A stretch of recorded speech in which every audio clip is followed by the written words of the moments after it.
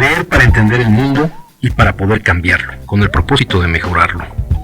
Leer para cambiar uno mismo, leer por gusto, por pasión, para saber, para conocer y también para dudar, para cuestionar. Letras militantes. Comenzamos.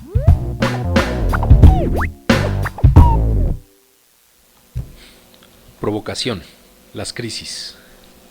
Si alguien cree que las crisis constituyen un estado pasajero, está muy equivocado. La crisis llegó para quedarse y a menos que hagamos algo, podemos tener el poco honroso papel de ser de las últimas generaciones de humanos en la Tierra. Y ese algo no es, como nos repiten los defensores del sistema, el prepararnos más o ser más competitivos. En la selva del sálvese quien pueda, se precisa un cambio radical, una mutación, si se pretende salvar a la Tierra y salvarnos como personas.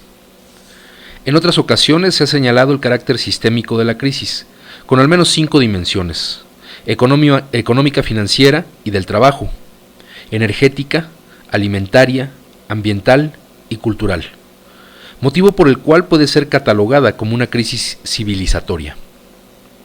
En esta ocasión quiero resaltar que las argumentaciones no solo provienen de los estudiosos del cambio social, sino desde diferentes ramas disciplinarias. Un número creciente de investigadores, aún con lenguajes y abordajes disímiles, tendemos a coincidir en críticas y búsquedas. De manera frecuente, los foros alternativos congregan tanto a biólogos y agrónomos como a economistas, sociólogos o antropólogos. Desde varias perspectivas y miradas se apela a la necesidad, más que de un cambio de personas, clases o inclusive modelos, a un cambio en la lógica que orienta la producción, la circulación y el consumo.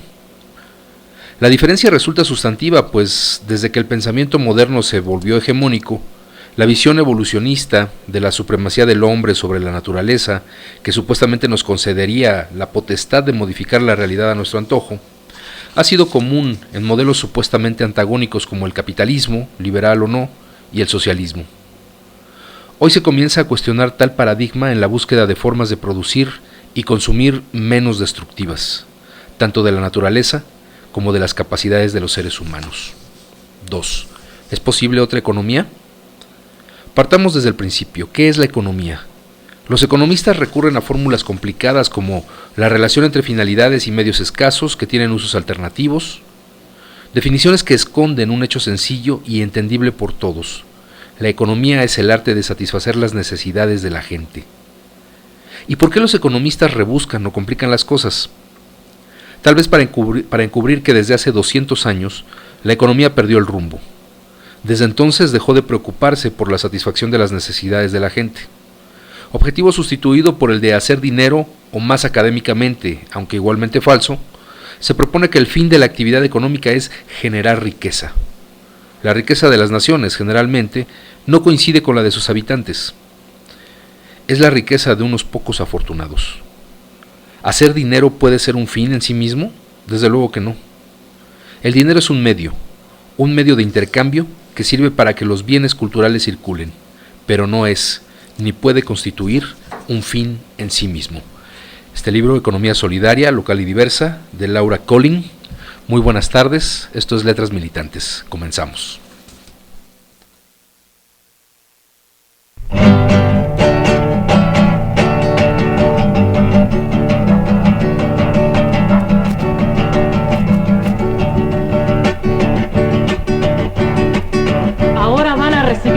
Noticias del Che Guevara por el hilo directo de la UPI. Agencias noticiosas que el dólar paga para noticiar dicen que el Che Guevara a Santo Domingo se fue a pelear, a Santo Domingo se fue a pelear, a Santo Domingo se fue a pelear. Luego lo vieron triste salir de Cuba en el mes de abril. Si no murió en el Congo es que el Che Guevara anda por Brasil, es que el Che Guevara anda por Brasil, es que el Che Guevara anda por Brasil. Me preguntan por aquí, me preguntan por allá, preguntas y más preguntas y nadie sabe por dónde va. Me preguntan por aquí y yo les responderé: señores, el Che Guevara no sé por dónde ni a dónde fue.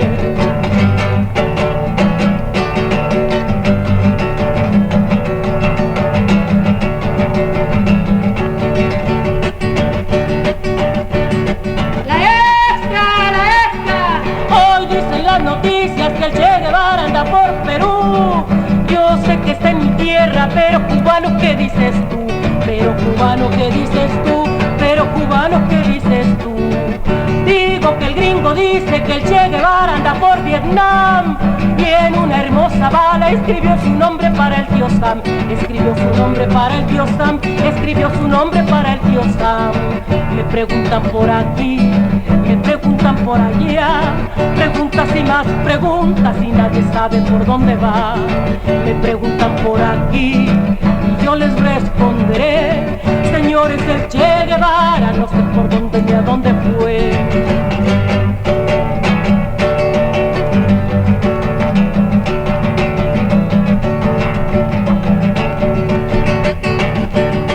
Noticias de prensa latina. Tiembla el imperialismo por la reunión tricontinental. Yo como el Che Guevara soy guerrillero internacional.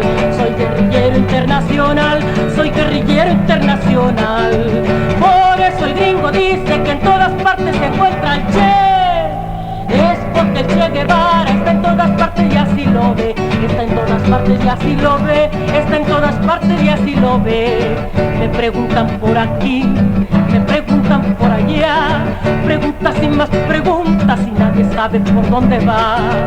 Me preguntan por aquí y yo les responderé, señores, el Che Guevara está en todas partes y yo lo sé.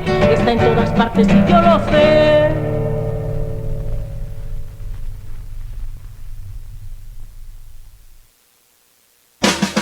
Estás escuchando Letras Militantes.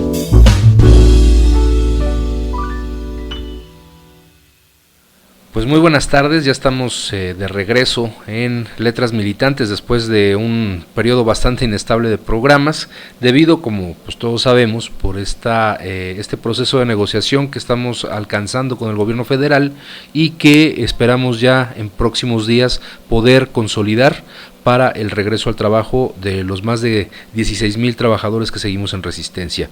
Escuchamos en esta canción a una intérprete mexicana, Judith Reyes, una cantante de una gran voz que en la década de los finales de los 50, principios de los 60 se dedicó a la carrera comercial como cantante de música ranchera. Sin embargo, pues después de la muerte de Jorge Negrete, como lo dicen algunos de sus biógrafos, ella decidió retirarse de la canción comercial, se dedicó al periodismo y ahí fue donde empezó a tener contacto con movimientos sociales. Retoma su carrera como cantante y empieza ella a mover sus propias composiciones de tono ya de protesta, de tono manifiesto de lucha social, y esto que escuchamos fue Aquí está el Che, una canción de 1966, un año antes de la muerte, del asesinato del Che Guevara en Bolivia. Y bueno, pues vamos a estar escuchando a lo largo del programa algunas canciones de esta gran cantante, una cantante de culto además, porque no es muy conocida, no hay muchas grabaciones circulando, de hecho son pequeñas joyas que uno se puede encontrar en algunos lugares, en algunos festivales de índole contracultural. Ahí es donde es más fácil localizar este tipo de grabaciones de Judith Reyes. Y bueno, el texto que estamos hoy abordando en este programa de Letras Militantes se titula Economía Solidaria, Local y Diversa. Es de una autora argentina, Laura Collin, que hace en este libro pues una explicación bastante amplia de hacia dónde tendríamos que dirigirnos en estos momentos de crisis, como ya lo leímos, una crisis civilizatoria que está viviendo prácticamente el planeta a partir de este modo de producción capitalista y su expresión más reciente, que es el neoliberalismo, y que ha agudizado crisis en todos los rincones del mundo. Y es importante retomar estos temas, ya que nuestra propia negociación para una solución del conflicto después del decreto del 2009, pues nos lleva a tomar medidas y tomar decisiones que se salen de este carril en el que pues hemos circulado muchos de nosotros casi toda nuestra vida, que es el trabajo asalariado, es la relación obrero-patronal, es el estar pues a la disposición de un horario y de unas instrucciones de un patrón simplemente para vender nuestra mano de obra. Entonces, lo que estamos enfrentando hoy con esta solución al conflicto del ESME es la posibilidad de transformar esa relación de trabajo que nos era tan conocida para involucrarnos en otro tipo de formas de relación laboral, que en este caso la cooperativa es la que inmediatamente vamos a tener que vivir en esta reinserción laboral. El regreso al trabajo a través de una cooperativa que ya existe, ya está registrada, se llama LF del Centro. Entonces, para ir entendiendo en qué contexto nos vamos a mover, para tener muy claro que son opciones que no nos dan mucho margen de maniobra en un contexto como el que estamos viviendo global, es la idea de abordar este texto el día de hoy. Vamos a ver algunas partes que son un poco radicales de la autora. Finalmente lo que ella se plantea en algunos puntos de esta lectura es el de abolir el sistema capitalista, cosa que muchos de nosotros pues por formación o por convicción pues estamos deseosos de lograr algún día, pero que sabemos que es una proeza que hasta ahorita ningún movimiento, ya sea a partir de una teoría política o a partir de un movimiento directamente social de lo que está sucediendo en diferentes partes del país o del mundo, ha logrado o esté en vías de lograr. Al contrario, lo que vemos es una agudización de estas políticas económicas del capitalismo neoliberal y esta vehemencia con la que defienden esos avances económicos en distintas partes que no dan lugar a un cambio en las formas de gobierno y en las formas de relación entre las personas. Entonces, bueno, vamos a continuar con la lectura de este libro, Economía Solidaria, Local y Diversa.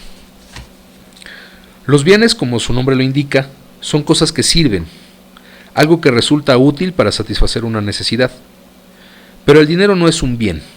En sí mismo no sirve, no alimenta, no calienta, no divierte, no genera amor.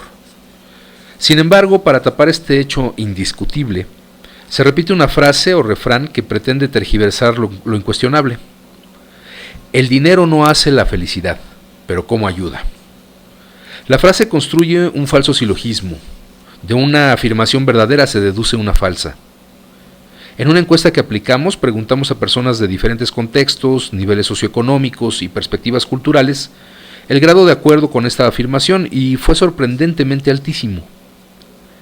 El problema es que cuando aceptamos una verdad a medias, empezamos a aceptar que la finalidad de la economía es hacer dinero y olvidamos la satisfacción de las necesidades de la gente y de paso las nuestras. No constituye un problema de capacidad personal. Los datos y la información que presentan los medios, pero también las universidades, los expertos y hasta los científicos, llevan a la distorsión de identificar todo con dinero y a la postre a perder el rumbo, por confundir medio con fin. Desde hace más de 100 años, en las escuelas se enseña a los futuros economistas a pensar que las reglas que orientan la economía capitalista son leyes físicas, objetivas y universales. En consecuencia, que solo es factible una forma de hacer economía, a la que pomposamente llaman teoría económica. Si los economistas se topan con otra lógica, la adjudican al atraso, a la ignorancia o a la pereza. Por eso se afirma que la economía política naturalizó una forma de hacer economía. Al mismo tiempo tendió un velo sobre las demás formas de hacer economía, naturalizó al capitalismo al ubicar como naturales y propias de la existencia humana la tendencia a competir y el deseo de acumular. Contrariamente, cuando encuentran personas o pueblos que no desean acumular ni son competitivos, se les califica de tontos, flojos, atrasados, faltos de iniciativa o perdedores. Como estas son las ideas dominantes, las que enseñan en las universidades, las que se difunden en los medios, las personas terminan aceptándolas, midiendo el éxito por cuánto se gana o cuánto se tiene, sin considerar si se vive bien, si se es feliz o si se satisfacen las necesidades humanas. Ideas académicas que encubren la realidad para anular los saberes de las personas. De paso presentan la economía como algo profundo y difícil que solo entienden los economistas, únicos iniciados, capaces de conocer sus misteriosas leyes. Por eso Eloísa Primavera sostiene que es necesaria una realfabetización económica. Volver a pensar las categorías económicas desde lo simple, pero no sin profundidad, para ver si la economía tiene sentido o no, o más claramente, si definitivamente perdió el rumbo y cómo puede reencontrar el. Deliberadamente estoy usando el plural y el tono neutro para no personalizar, pero es hora de ponerle nombre a las cosas y decir cuándo fue que la economía perdió el rumbo. En realidad lo ha perdido muchas veces, cada vez que olvida que su fin es satisfacer las necesidades humanas. Pero la peor pérdida se produjo cuando definió la actividad económica como algo diferente, separado de la sociedad, porque al separar la actividad económica de su fin, las personas, se le olvidó dónde estaba parada.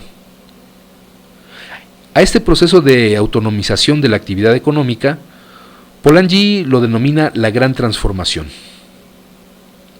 Los economistas, al perder de vista el fin social de la producción, comenzaron a buscar un fin en sí mismo, como la víbora que se come la cola, con frases como la antes mencionada, de la relación medio-fines, definición que no dice nada sobre cuáles fines y cuáles medios, por lo que cualquier fin o cualquier medio daría igual. Una cámara de gas que mata a mucha gente al mismo tiempo y con menor gasto puede representar una eficiente relación medio-fines, al igual que la producción masiva de comida que no alimenta o que de plano enferma. En realidad, cuando los economistas formulan frases como esa, la de los medios y fines, piensan en una forma de hacer economía, la del capitalismo, de la que hablaremos más adelante. Pero esa forma de hacer economía no es la única forma de satisfacer las necesidades humanas, ni la mejor. Prueba de su incapacidad estructural es que ha conducido a la mitad de población mundial a una situación de pobreza y exclusión. En sí, la teoría económica se encuentra plagada de falacias, a las que toma como premisas. Las premisas son ideas que se aceptan como verdades indiscutibles y de las que se parte para construir un modelo, una teoría. La primera falacia es la de separar la economía de la sociedad. ¿Qué se quiere decir con eso de que la ciencia económica separó a la economía de la sociedad? Algo muy simple y sencillo de entender para muchos mexicanos. En las sociedades tradicionales, las actividades que se realizan para satisfacer necesidades forman parte del conjunto de la vida social, no son una actividad económica exclusiva. Si se requieren brazos para una actividad, por ejemplo, para construir una casa o para cosechar, se llama a los parientes o inclusive a vecinos, que a veces también son medio parientes porque son compadres. La actividad económica se mezcla con el parentesco, no se encuentra separada de las relaciones sociales, ni de la cultura. Se supone que si alguien recibió ayuda en algún momento, tendrá que ayudar. A su vez, por eso se llama mano vuelta. En la cultura mexicana y de otros países se reiteran los ejemplos que combinan los lazos sociales, el parentesco y la religiosidad con la actividad económica. Tal vez el ejemplo más reciente lo representa la migración. El primero que migra sirve de puente para parientes, compadres y amigos, que cuando llegan a una locación comparten residencia, contactos, comida y hasta trabajo. El intercambio de trabajo, favores y bienes entre vecinos, compadres, parientes, tanto en México como en muchas otras partes del mundo, es parte de la cultura. Se ve como natural, ni se piensa, es así y ya. Sin embargo, estos intercambios pueden considerarse una especie en peligro de extinción. ¿Por qué? Porque la ciencia económica y los economistas hacen lo posible y lo imposible para destruir los vínculos entre la satisfacción de necesidades y las relaciones sociales. Las destruyen de la misma manera como desde hace 200 años lo vienen haciendo, mercantilizando las necesidades. Las faenas comenzaron a morir cuando un programa de gobierno empezó a pagar por hacerlas. Después de la primera vez que la gente recibe dinero, quiere que le paguen por hacer lo que antes hacía, por formar parte de la comunidad.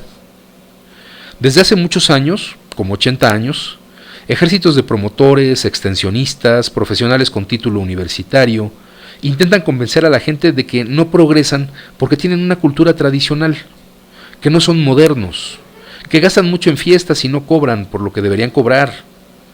La mercantilización está inclusive penetrando en el terreno íntimo de la familia en dos sentidos. Cuando algún miembro del grupo familiar pretende que se le pague por tareas de beneficio común, o cuando se transfieren las tareas de reproducción del grupo al mercado. Guardería en vez de cuidar a los hijos, el delivery en vez de preparar la comida. El discurso en contra de las tradiciones es un embuste, una gran mentira, destinada a disminuir la autonomía comunitaria. Las fiestas, tan vilipendiadas, constituyen un depósito más en el más leal de los bancos, en el de la reciprocidad. El gasto en las fiestas no constituye un gasto inútil. ¿Por qué? En primer lugar, porque divertirse constituye una necesidad humana, pero además porque en ella se gesta el sistema de relaciones sociales y de reciprocidades que luego opera en la economía comunitaria, que antes, no hace mucho, servía para construir las casas, cosechar y deshiervar y lo que fuera, apelando a la colaboración de los parientes y vecinos.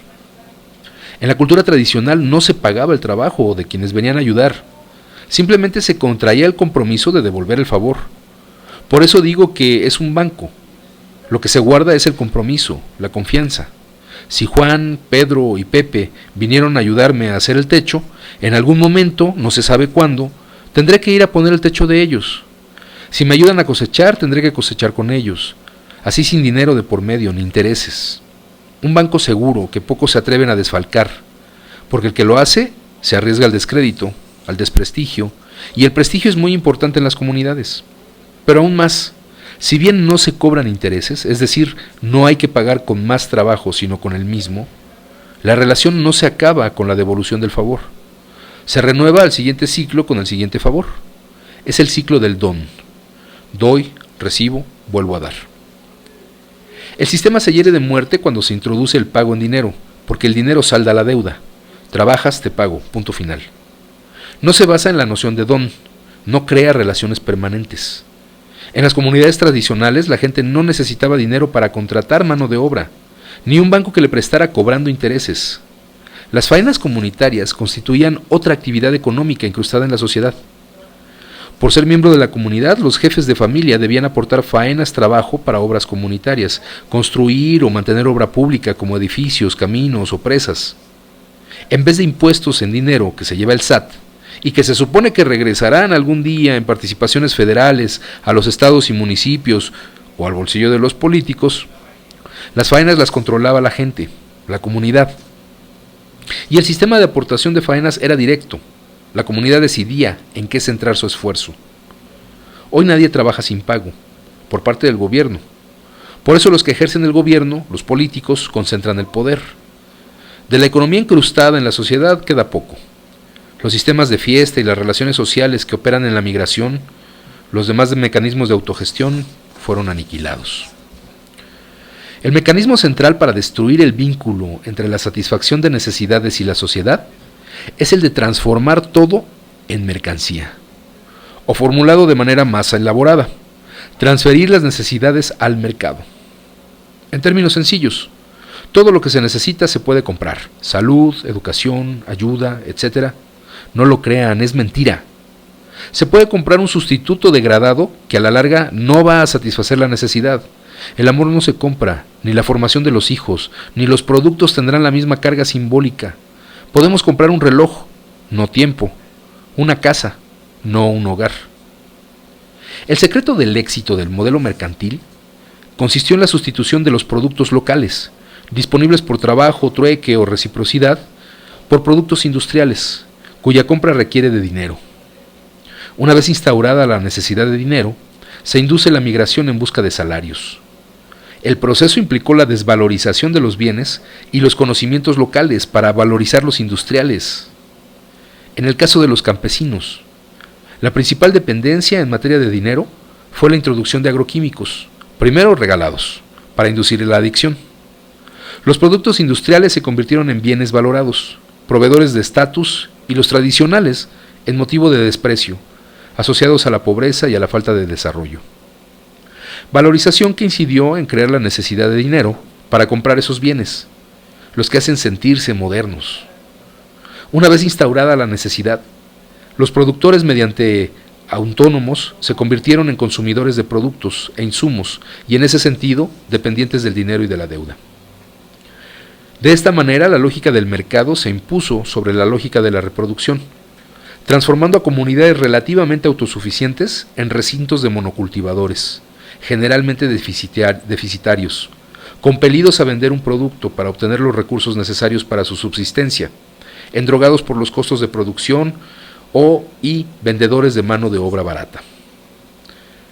Según Polanyi, la gran transformación comenzó cuando se crearon dos falsas mercancías: el trabajo y el dinero. Una mercancía es una cosa que se hace para ser vendida. Un mismo objeto puede ser diferente si se hace para la venta o para consumirse. Un pastel, una prenda de ropa o la propia siembra puede hacerse para uno mismo o para venderlos. En el primer caso, cuando los bienes se hacen para sí, para el consumo, se llaman bienes de uso. Los otros son bienes de cambio. Entre todas las diferencias posibles, una de las centrales es que cuando algo se hace para uno mismo, solo se produce lo que se necesita, lo que se va a consumir. En cambio, si se hace para vender, se hace lo más que se pueda, para ganar más. Volvamos a las falsas mercancías. La mayoría de las cosas, o sea, objetos hechos, pueden ser lo uno o lo otro, bienes de uso o de cambio. Pero el trabajo y la tierra no. El trabajo lo hace una persona, es parte de la persona, y las personas no deberían ser vendidas, aunque de hecho aún se trafica con personas. Porque las personas no fueron hechas para ser vendidas, se hacen por amor y los padres esperan que los hijos sean felices, que aprendan, que gocen, que sufran, pero no los producen para venderlos. Bueno, aquí cabría hacer el paréntesis, que desafortunadamente hay situaciones impulsadas por esta misma sociedad en donde sí hay padres de familia que lo ven como un negocio, pero bueno, eso ya lo podremos discutir después. Por eso las personas no tienen el carácter de mercancía y el trabajo es parte constitutiva de la persona. La vuelta que le dieron para esconder la venta de las personas fue decir que se vende el trabajo, la fuerza de trabajo, o es más, las horas que se trabajan. Al abstraer, al separar artificialmente al trabajo del trabajador, o al sostener que el trabajador solo vende ciertas horas, suceden varias cosas. Una, que el trabajador ya no se identifica con su trabajo, este es el famoso proceso de enajenación, y por lo tanto le da igual, ya no es su trabajo. Por eso, muchas veces trabajan a desgano, pierden el tiempo o se hacen. En una palabra, no les interesa ese trabajo. La otra es que tampoco se identifican con el producto de su trabajo. ¿Y cómo habrían de hacerlo? Si no será de ellos. Lo que hagan, lo que produzcan, será del que les paga. El trabajo que se hace para uno mismo, para la familia, aunque canse, resulta placentero. Y con un fin, satisfacer una necesidad. Al hacerlo se siente la satisfacción de lo bien hecho, y después de hecho, sin importar lo que sea, se siente orgullo con lo realizado. En cambio, se trabaja para otro, el tedio predomina, de allí la pereza de los burócratas, el sabotaje de los obreros. Fue para neutralizar la desidia de quienes venden su fuerza de trabajo que los empresarios inventaron las técnicas llamadas toyotistas, orientadas a convencer a los trabajadores para que se pongan la camiseta. Para hacerlo, para lograr que crean que los intereses de la empresa son los intereses de los trabajadores, para apropiarse de su subjetividad, es que inventan mentiras como la de llamar asociados a los trabajadores. Intentan hacerles creer que son dueños de la empresa, aunque no reciban ni un céntimo de los beneficios creados por su trabajo. Esta es una parte muy relevante porque precisamente a lo que nos enfrentamos nosotros es a ese proceso en el que nos acostumbramos a esa relación obrero-patronal y que se volvió mecánica, que efectivamente en esta desnaturalización del proceso de trabajo, al concebirlo como una cosa ajena a nuestra propia naturaleza y como parte, como pues muchos decíamos en Luz y Fuerza, ¿no? Tú te estás alquilando 8 horas para trabajar aquí en Luz y Fuerza. Eso lógicamente pues tiene incidencias muy importantes, como ya se mencionaron aquí. No hay una identificación con el trabajo, hay una desidia al momento de hacer el trabajo se hace por instrucciones y eso desafortunadamente nos lleva a un modelo de conciencia del que tenemos que sacudirnos si queremos salir adelante en este nuevo proceso que se nos presenta. ¿Por qué? Porque desafortunadamente, y hay que decirlo, hay compañeros que están esperando únicamente a que se les diga cuándo, o sea, qué día, a qué hora y en dónde se tienen que presentar a trabajar. Y a trabajar en un concepto totalmente abstracto. Porque trabajar, eso implica el que ellos van a llegar, se van a sentar en un escritorio y van a esperar a que se les diga qué es exactamente lo que tienen que hacer y por cuánto tiempo. Ese modelo de pensamiento, ese modelo de comportamiento, ese patrón que tenemos tan introyectado en nosotros después de pues prácticamente toda nuestra vida acostumbrados a ese modelo, tenemos que modificarlo, tenemos que cambiarlo por dos cuestiones. Una, por salud propia de nosotros, no solamente en el aspecto de que podamos caer enfermos por alguna infección o alguna bacteria X, sino por salud mental, por el poder reencontrar la dimensión del trabajo como algo que nos satisfaga. Nos vamos a enfrentar a impulsar, a sacar adelante una cooperativa, que una cooperativa es precisamente parte de este rompimiento, no digo que total, pero sí es una parte del rompimiento con este modelo de trabajo. ¿Por qué? Porque efectivamente cuando estamos acostumbrados a un modelo obrero patronal, estamos dispuestos a seguir instrucciones, pero también estamos dispuestos a sacar el mayor provecho posible a nuestro favor a costa de la misma empresa. Y díganme ustedes si no, lo vimos infinidad de veces, algunas veces lo denunciamos, otras veces nos hicimos ojo de hormiga. El caso es que lo vimos constantemente en Luz y Fuerza del Centro. Compañeros que se llevaban materiales, equipos, desde un conjunto de lápices, un bloc de hojas cuadriculadas, hasta equipos para hacer nuestro trabajo en campo, ¿no? ¿Por qué? Porque finalmente pues la pérdida recaía en el patrón. Y mientras no demostraran que el trabajador era el culpable o el responsable de la pérdida, el patrón tenía que reponerlo y tan tan. No había problema para nadie. Eso no lo podemos permitir en adelante, ni en la empresa generadora de energía, ni en la cooperativa. ¿Por qué? Porque nuestros intereses van a estar metidos en esos dos ámbitos. Vamos a ser socios de la empresa generadora, vamos a ser socios cooperativistas de esa sociedad cooperativa. La falla que haya en materiales, lo que se empieza a perder, los gastos que se hagan fuera de lo programado, meterle la mano al cajón o incluso quitarle trabajo a la cooperativa para hacerlo por fuera, para recibir un beneficio personal, eso va a afectar no solamente a uno mismo, sino a todos los demás trabajadores. Si le metemos la mano al cajón, le vamos a estar metiendo la bolsa al bolsillo de todos los socios cooperativistas. Y eso debe generarnos una nueva conciencia del trabajo. No podemos arriesgar, después de casi 6 años de resistencia, a caer en los mismos vicios, en las mismas contradicciones, en los mismos problemas que nos tocó vivir en Luz y Fuerza del Centro, y que no lo podemos negar, no podemos tapar el sol con un dedo. Antes del conflicto, este tipo de situaciones las había por todos lados, porque los principales interesados en que eso se diera en Luz y Fuerza del Centro fueron los trabajadores de confianza. Era una línea de la propia empresa, de la propia administración, que tenía que ver precisamente con la destrucción de Luz y Fuerza del Centro. Y por eso había manga ancha de muchos de los empleados de confianza para dejar, bueno, ellos mismos eran partícipes de esos actos de corrupción, de esos robos, pero ellos mismos permitían que se dieran, porque eso favorecía el proceso que finalmente culminó con el decreto de extinción de Luz y Fuerza. Y se dio esta separación, porque había, incluso a mí como representante, me tocó escuchar a compañeros que decían, ¿para qué quiero el sindicato si yo estoy a todo dar con el de confianza, ¿no?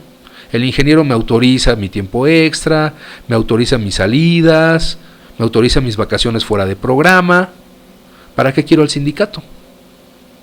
Claro, pues había una obligación intrínseca en esa relación, ¿no? Así como tú estás recibiendo un beneficio, pues también tienes que beneficiar a ese trabajador de confianza. Y veíamos como muchos compañeros incurrían en ese tipo de actos, y posteriormente, cuando el trabajador de confianza se quería quitar de encima la responsabilidad, pues el chivo expiatorio era el trabajador sindicalizado. No podemos seguir en ese tipo de relación de trabajo, tenemos que cambiar. Y eso es lo que nos estamos planteando con este acuerdo de la Comisión de Trabajo, de que el principal objetivo en este momento es lograr que se consolide el memorándum de entendimiento para la solución del conflicto. No hay otro interés más importante para la organización, para sus agremiados en este momento. No es momento ni de grillas, no es momento de patearnos por abajo de la mesa. Probablemente cuando ya estemos en una situación más estable económicamente, laboralmente, bueno, pues volveremos a ver la situación política, pero en este momento es un momento de unidad, y no se trata de una unidad a toda costa por el hecho de la sola unidad. Se trata de unidad con un objetivo, que es el regreso al trabajo, que es el poder consolidar esta solución política al conflicto. Bueno, vamos a hacer una pausa, vámonos a el interludio musical. a cargo de esta gran mujer, nacida en 1924, fallecida en 1988, chihuahuense, Judith Reyes, y vamos a escuchar un tema que se titula Rebeldía Rural, de 1964. Vamos a escuchar, si ponemos atención a la letra, cómo estas composiciones de Judith, que como les dije era periodista, aparte se generó una conciencia de clase muy fuerte en ella. Vamos a ver cómo en sus letras hay mucha vigencia el día de hoy. Los problemas, a pesar de que hacen referencia a gobernantes de la década de los 60, de la década de los 50, vamos a darnos cuenta cómo la problemática sigue vigente en este país. Vámonos pues con Judith Reyes y Rebeldía Rural. Estás escuchando Letras Militantes.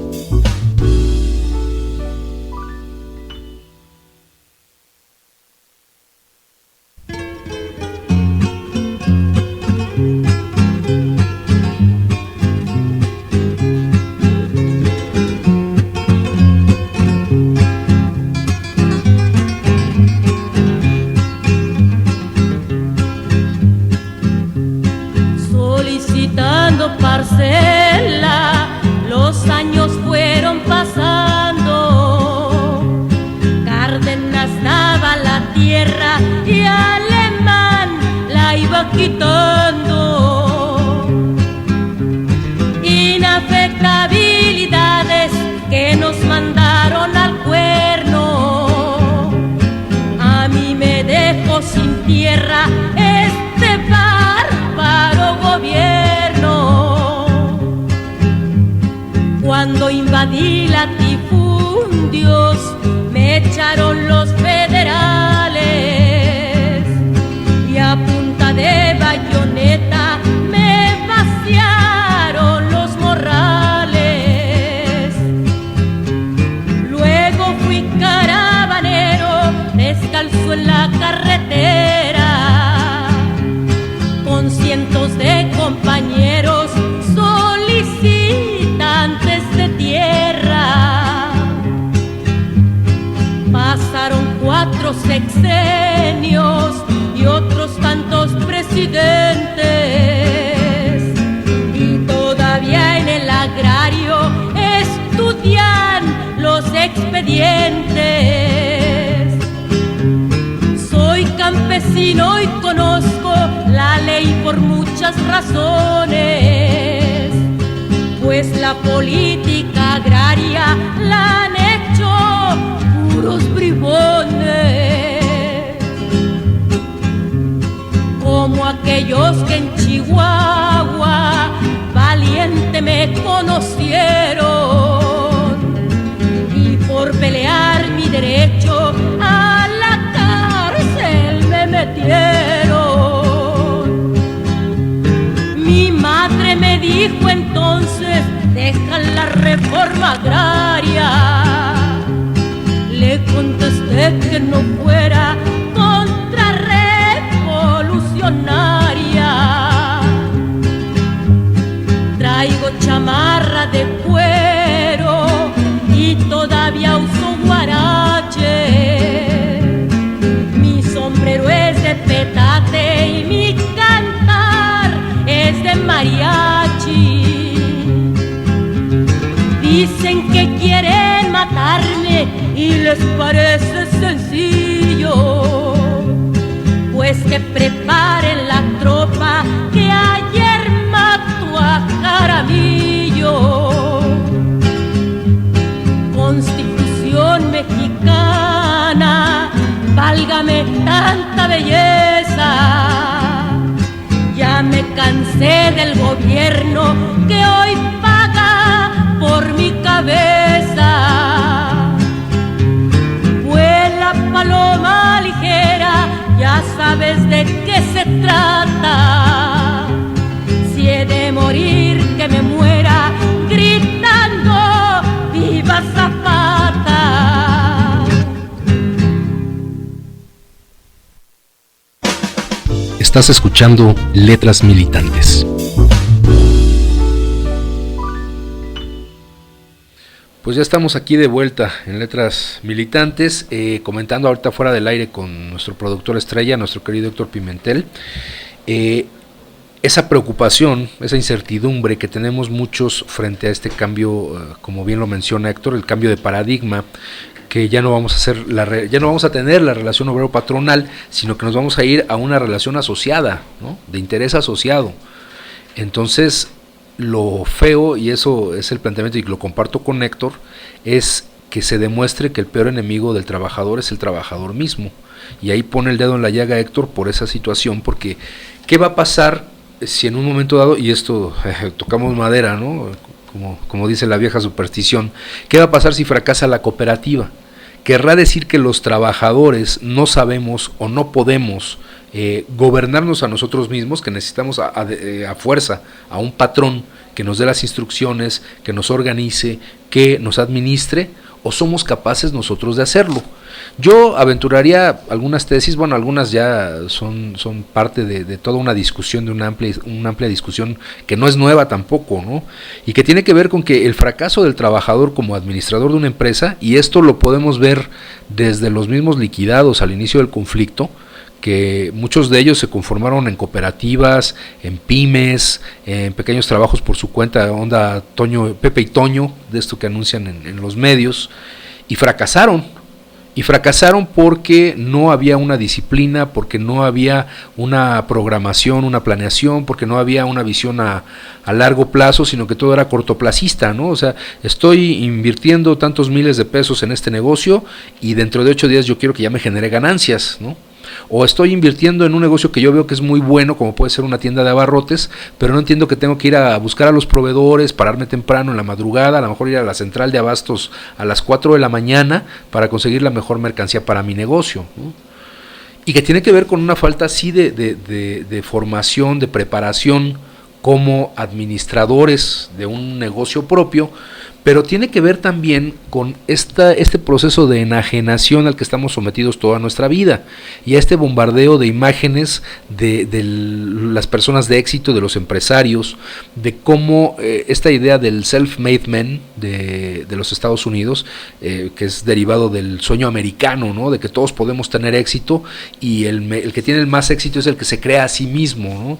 Un Steve Jobs o un Bill Gates, que dijeron, bueno, tengo la creatividad, tengo la capacidad y yo lo hago. En fin, hay todo un proceso de formación mental al que estamos sometidos por los medios masivos de comunicación, por la misma relación social, en donde se aplaude el hecho del triunfo de una persona en el aspecto económico, cuando todos los demás aspectos o valores de una sociedad, de una relación social que consideraríamos sana, armoniosa, pues esos no se toman en cuenta, ¿no? Esos no cuentan, ¿por qué? Porque no rinden un beneficio económico. Aquí lo que cuenta, aquí lo que rifa, como dicen ahora los jóvenes, ya estoy oyendo como viejito también, lo que rifa es el éxito, ¿no? El tener el dinero, el mejor coche, la ropa más, pues no la más bonita, porque ya vimos que no, la moda cambia muy radicalmente, pero la más cara por lo menos. Eso es lo que realmente genera el estatus en la sociedad. Entonces, a lo que nos enfrentamos es a romper ese modelo, ¿no? A imponer, quizás no imponer, sino a reconstruir una serie de valores de lo colectivo, de los beneficios de lo colectivo. Tenemos que entender que las sociedades humanas no podrían existir si no prevaleciera lo colectivo. Cuando el interés individual prevalece, es la forma más fácil de dar al traste con una organización, con un gobierno, con una civilización. ¿Por qué? Porque no se toma en cuenta el bienestar de los demás, y es algo que Laura Collin manifiesta en este libro. Las necesidades humanas, la economía es para satisfacer necesidades humanas. Dentro de las necesidades humanas hay las que son invariablemente o son fundamentales para la persistencia de la existencia, pero hay otras que son invenciones que no necesariamente son fundamentales, pero que también necesitamos para poder convivir en armonía. La música, el teatro, las artes, la pintura, el poder compartir con el resto de los seres humanos emociones expresadas a través de un trabajo manual, un trabajo intelectual, pero que nos den ese goce a nosotros y a los que están a nuestro alrededor. Porque si nos quedamos en la situación egoísta del goce para uno mismo a costa de los demás, estamos condenados a la destrucción, tarde que temprano, y eso es también un hecho que está a la vista de todos nosotros. Bueno, vamos a continuar con la lectura del libro. Hoy en día resulta tan habitual la asociación de trabajo con empleo que los términos se confunden. Las personas llegan a pensar que no trabajan si no tienen un salario, y eso es algo que estamos viendo con los compañeros en la resistencia, porque la primera preocupación es cómo van a ser los salarios, cómo van a ser los puestos, cuánto voy a ganar, cuál va a ser mi horario de trabajo. Compañeros, lo primero es preservar una fuente de empleo y la vamos organizando y la vamos adecuando y la vamos sacando adelante. Bueno, pero no siempre fue así. La historia muestra que en todos los países, desde la civilizada Inglaterra hasta el último país africano, la autosuficiencia antecedió al salario, y en todas partes los capitalistas tuvieron que recurrir a medidas coercitivas para obligar a los trabajadores a abandonar sus actividades de autosuficiencia y emplearse como asalariados, es decir, convertir su trabajo en mercancía. La principal estrategia fue, en casi todas partes, la usurpación de la tierra. En México los ejemplos abundan. Las leyes de desamortización de Juárez y de terrenos baldíos de Díaz, con las que arrebataron la tierra a las comunidades, y las leyes de vagancia, por las que un indio que no tuviera carnet de trabajo podía ser apresado y enviado a trabajos forzados. Estos constituyen 3 ejemplos de los liberales del siglo XIX para forzar a los campesinos a abandonar la autosuficiencia y emplearse como asalariados. Los liberales del siglo XX, revolución agraria de por medio, no podían recurrir a la expropiación de la tierra, así que según sus propias declaraciones, adoptaron el sistema más moderno, el de la propaganda. Primero regalaron, luego financiaron los llamados paquetes tecnológicos, léase agroquímicos, fertilizantes, herbicidas, sabiendo que una vez que los campesinos los usaran, los necesitarían, y si los requerían tendrían que comprarlos. Para comprarlos necesitarían dinero, y para tener dinero tendrían que emigrar en busca de un salario. En el concepto de quienes abogaban por la modernización de los campesinos, si se asalariaban, entraban en la modernidad, serían modernos. En ese momento la labor integrativa del agrarismo y el indigenismo se habría cumplido. ¿Y por qué tanto interés en destruir la autosuficiencia y convertir a los trabajadores en asalariados? Muy sencillo. Una razón remite a que el capitalismo necesitaba mano de obra para producir escala. Del trabajo asalariado sale la plusvalía, y de la plusvalía la ganancia. La segunda es que, si se produce en serie, se necesita que alguien compre, y las economías autosuficientes compran poco. Entonces requerían destruirlas por 2 motivos: no consumen y no proveen mano de obra. Las empresas han seguido el mismo camino que el gobierno. Para destruir la autosuficiencia, primero regalar para crear el hábito, la necesidad, y después vender. La otra falsa mercancía es la tierra. A la tierra no la produjo nadie, no es obra de los hombres, está ahí, es un don, el regalo de la naturaleza, no algo que se produjo para ser vendido. En la mayoría de las culturas del mundo no existe la noción de la tierra como mercancía. Es casa, es madre, es laboratorio, pero no es mercancía. Una mercancía es una cosa que se compra y de la que el dueño puede disponer a voluntad, puede consumirla, transformarla, destruirla, transferirla, venderla o arrendarla, como a cualquier objeto, porque es suya, le pertenece. El concepto de la tierra como algo apropiable, de la que el dueño puede disponer a su libre albedrío, destruirla, venderla o regalarla, es una invención específicamente moderna, no existía antes. Es una de las piedras fundacionales del capitalismo, la sacrosanta propiedad privada. Ni siquiera en la tal vilipendiada Edad Media existía. Los señores no eran dueños de la tierra, eran encargados. El rey podía quitar a un señor el dominio sobre un territorio y los campesinos tenían derecho a tener parcela a cambio de tributo. El derecho a asentarse no se discutía, al igual que en el México prehispánico, donde los macehuales tributaban al imperio y a los pili como condición del acceso a la tierra y de su pertenencia a los calpuli.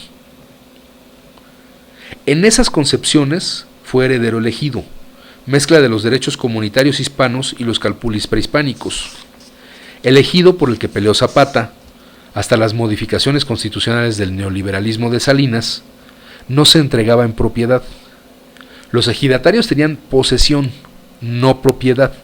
Jurídicamente, las tierras ejidales eran intransferibles, inembargables e imprescriptibles. Es decir, no se podían vender, arrendar, colocar en prenda, pero sí se podían heredar, es decir, transmitir de padres a hijos. No eran propiedad privada. Pero, ¿por qué es tan importante para los liberales la idea de propiedad privada? ¿Por qué es sacrosanta la propiedad privada? ¿Por qué tantas estratagemas de los liberales para destruir la posesión comunitaria? Como en la mayoría de los casos, para obtener la respuesta, se puede seguir la pista de quién es el beneficiado. Varias son las consecuencias de considerar a la tierra como una propiedad. La primera, mencionada páginas atrás, fue poder desplazar a los campesinos, dejarlos sin recursos de subsistencia, para que no tuvieran más remedio que acceder a vender su trabajo. Se les libera, sostienen los liberales, de la servidumbre de la tierra, para caer en la libertad de morirse de hambre, agrega Marx. Curiosamente, cuando Salinas propuso las reformas al artículo 27 constitucional para permitir la posesión plena de los ejidos, también lo hizo en nombre de la libertad. Claro, que en su momento no se presentó la idea así de descarnada, no se argumentó la necesidad de expulsar a los campesinos de la tierra para que alimentaran la industria naciente, sino que se planteó en términos de rentabilidad. Si la cría de ganado era más rentable, ¿por qué mantener a un montón de campesinos poco productivos? Esa idea llevó a los señores a cercar las tierras y expulsar a los pobladores, y allí se produjo el cambio mencionado al principio. Se olvidó que el fin de la actividad económica es la satisfacción de las necesidades de la gente, y se introdujo la noción del lucro. Mejor es aquello que deja más dinero, ¿y para quién? Para el que tiene el título de propiedad. La propiedad privada de la tierra se vincula a la concentración para producir a mayor escala. No se produce para reproducción social de la población, sino para la venta, y por lo tanto para la obtención de ganancias. Si se produce para la reproducción del grupo, necesidades, y un excedente para fines festivos, no se produce de más, ni se requiere más tierra que la necesaria para producir un monto limitado de productos. Por el contrario, si se produce para la venta, cuanto mayor superficie se use, más productos se obtendrán. Y en algún tipo de productos, más manos se requerirán para obtenerlos. A esta escala ya no opera la reciprocidad o la mano vuelta. Se requiere, más que trabajo, fuerza de trabajo, a veces esclava como en las plantaciones, o por lo general asalariada. Sin menoscabo de los efectos generados por la introducción de la propiedad privada de la tierra, quizás el cambio más dramático por sus repercusiones a largo plazo fue la modificación del sentido en la relación del hombre con la naturaleza. En muy poco tiempo se transitó de una actitud de veneración hacia la naturaleza, a la que se honra, se celebra, se le pide permiso y se le dan las gracias, a una relación instrumental, en la que se transformó en un objeto más, un medio para obtener riqueza. De ser la madre tierra, casa, hogar, pasó a ser una cosa, algo a disposición de las personas para aprovecharla, depredarla o llenarla de basura, con las consecuencias evidentes de degradación ambiental y el posible colapso. Por considerar a la tierra como una cosa, una mercancía a la que hay que sacarle la máxima rentabilidad en vez de lo que se necesita, es que se destruye la naturaleza sin consideración. Es esa relación supuestamente objetiva, la de considerarla como una cosa, la que permite, sin necesidad de justificarse, la deforestación de los bosques, que se abran tajos profundos en la tierra para sacar los minerales, la inyección de gas en las entrañas de la tierra para extraer hidrocarburos. Estas agresiones serían impensables si a la naturaleza se le considera y valora como madre, como diosa, como algo viviente, como quien se establecen relaciones de reciprocidad y a sus recursos como dones a agradecer. En este caso, como en otros tantos, el pensamiento tradicional contenía más sabiduría. Fue el pensamiento moderno, en busca de la objetividad y del conocimiento claro y distinto, el que separó lo objetivo de lo subjetivo, lo animado de lo inanimado, la naturaleza de la cultura. La tierra y la naturaleza quedaron clasificadas como cosas. Al mismo tiempo, calificó a quienes trataban a la naturaleza como un ser vivo de prelógicos y sus creencias como animismo. Sus prácticas fueron consideradas supercherías y sus creencias supersticiones. Hoy en día, el objetivismo comienza a ser cuestionado y hasta los científicos comienzan a reconocer que la Tierra es un ser viviente con capacidad de reacción.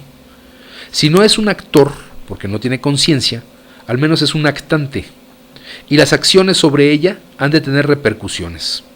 En ese sentido, la actitud respetuosa, hasta reverencial, era más adecuada. Como premisa fundacional de la teoría económica, aparece la idea de la existencia de medios escasos, a la que se agrega la de fines alternativos. Implica dos ideas eje que, combinadas, llevan a considerar como tendencias naturales e inevitables la búsqueda de la maximización, obtener lo más que se pueda, y por tanto la competencia entre agentes económicos, tratar de ganarle al otro. La segunda parte, la de los fines alternativos, pretende afirmar que las personas serían seres insaciables, que siempre quieren más de cualquier cosa, o lo que es lo mismo, que las necesidades, aunque con propiedad más que necesidades se trata de deseos, los deseos pueden ser infinitos, premisa evidentemente falsa, pues nadie puede comer sin saciarse, o amar a todas las mujeres, o tener todos los objetos. Eso solo sucede en las películas de James Bond. En cambio, la primera parte alude a que no habría los recursos suficientes para satisfacer esos apetitos infinitos de los seres humanos. Ambas premisas son falsas. Ni las necesidades son infinitas, ni los recursos son escasos. Las necesidades humanas no son infinitas. El hambre se sacia después de determinada cantidad de alimento. No se puede atender a más de un número determinado de amigos, ni leer más de un número de libros, ni tener más cuadros de los que caben en las paredes, por mencionar solo algunas necesidades. Por lo que la referencia a usos alternativos no se refiere a las necesidades, sino a deseos, que pueden ser artificiales o generados ad hoc, pero sobre todo tiene que ver con la concentración de recursos y no con la satisfacción de necesidades. En segundo lugar, es la concentración de los recursos lo que provoca la escasez y no a la inversa. Esta constituye la segunda falacia, la falacia de la escasez. La naturaleza es pródiga y provee para satisfacer casi todas las necesidades. Pero si hay alguien que se dedica a concentrar, a acaparar, entonces no alcanza. En ese momento, con lo que se gasta anualmente en guerras, hablando en términos de dinero, alcanzaría para que nadie tuviera hambre. Y en términos de bienes sucede lo mismo. Con la producción actual de granos se puede alimentar a toda la población mundial. Entonces, ¿por qué el 50% de la población mundial se encuentra en situación de pobreza? La escasez constituye una construcción producto del acaparamiento y la concentración de los recursos. Contrariamente, si se produce para satisfacer las necesidades de las personas, se requieren superficies limitadas. Por eso las sociedades campesinas dejaban superficies sin sembrar o rotaban las parcelas y sin necesidad de utilizar todos los recursos disponibles obtenían lo necesario. En las sociedades autosuficientes, por lo general, no existe la escasez. Las excepciones se deben a situaciones anormales como catástrofes naturales, sequías prolongadas, lluvias torrenciales, plagas, epidemias, o provocadas por los seres humanos, como las guerras, los tributos excesivos o el deterioro ambiental antropogénico, es decir, generado por el hombre, y también por tabúes o creencias. La naturaleza proporciona los elementos para la reproducción social hasta en los medios más hostiles. No solo alimento, ofrece los materiales para la vivienda, para el vestido, para el esparcimiento, inclusive la luna y las estrellas para la reflexión. Las culturas del desierto y las zonas circumpolares constituyen muestras de adaptación al medio. Los bosquimanos Kung, estudiados por Lee, expresan un ejemplo paradigmático de eficiencias en un medio hostil. El antropólogo titula su trabajo como un análisis input-output, ironizando con una idea clave de la teoría económica. Analizar los inputs y los outputs significa estudiar cuánto se invierte para conseguir un resultado, esto es, qué tan eficiente es un proceso. Lee demuestra que los bosquimanos, en un ambiente hostil, como el desierto, obtienen una dieta suficiente y equilibrada, invirtiendo un poco más de 100 días de trabajo al año. El resto del tiempo lo dedican a la pachanga, con lo que aparecen como un prodigio de eficiencia. Factores que tienen que ver con las condiciones ambientales pueden constreñir o limitar las posibilidades productivas y los recursos disponibles, sin duda. Sin duda, no es lo mismo la sierra que la llanura, el desierto que la selva. Pero todos los medios, con mayor o menor densidad, proporcionan los elementos para la reproducción social. Si los recursos no alcanzan, es porque se han generado expectativas falsas, artificiales, y porque alguien los acapara. Entonces, ¿cuánta tierra hace falta para mantener a una familia y obtener un moderado excedente para intercambiar? Esto dependerá de dos tipos de factores. Por un lado, el consumo esperado; por el otro, las condiciones naturales y tecnológicas. Los factores asociados con el consumo esperado se encuentran culturalmente determinados y en el caso actual responden a una epidemia gravísima, la del consumismo, producto del virus de la publicidad. La medición de la superficie requerida per cápita en función del ritmo de consumo ya se ha realizado y se llama la huella ecológica. La conclusión resulta dramática. Para mantener el ritmo de consumo de un estadounidense medio, hacen falta 5.33 planetas Tierra. Si no hemos acabado con la Tierra es porque los pueblos considerados subdesarrollados, por ejemplo Afganistán, solo ocupan el 0.06, pero claro, son catalogados como pobres. Faltaría hacer el cálculo para un consumo razonable que satisfaga las necesidades y proporcione un buen vivir. Valga mencionar que hoy en día existen tecnologías apropiadas que permiten la producción intensiva, con menor gasto energético. La falacia en cuanto a los medios limitados y las necesidades múltiples puede ser modificada como recursos abundantes con necesidades finitas. Esta propuesta conduce a dos cuestiones: replantear lo referente a las necesidades humanas, pero antes repensar por qué existe la pobreza.